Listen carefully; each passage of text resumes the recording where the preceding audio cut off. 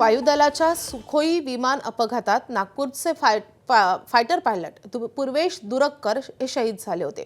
2 दिवसांआधीच त्यांचे वडील रवींद्र यांच्याशी शेवटचं बोलणं झालं होतं। देशसेवेची प्रेरणा घेत वायुदलात जाण्याचं स्वप्न त्यांनी पूर्ण केलं।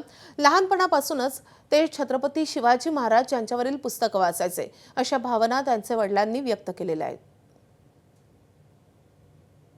आपल्यासोबत शहीद पूर्वेश दुरुक्करचे वडील रवींद्र दुरुक्कर आहे। तुमचं पूर्वेशसोबत शेवटलं बोलणं कधी झालं होतं? माझं शेवटचं बोलणं परवाच्या दिवशी झालं संध्याकाळी।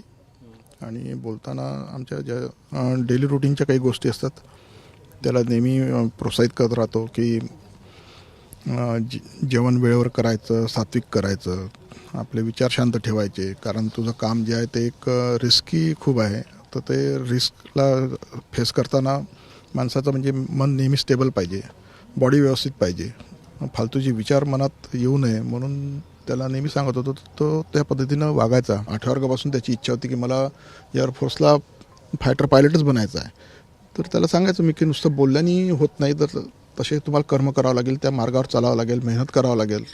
कोणतंही मोठं टार्गेट अचीव करताना तुम्हाला सगळे कष्ट झेलावं लागतील।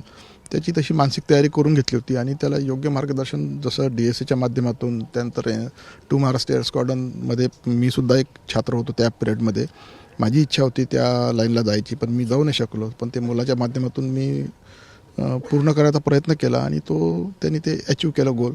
हे खूप मोठं उपलब्धी होती। पण इतक्या शॉर्ट पिरियडमध्ये जाणे हे कोणत्याही कुटुंबासाठी खूप घातक आणि हृदयदावक जे म्हणतो आपण तशा प्रकारचं आहे।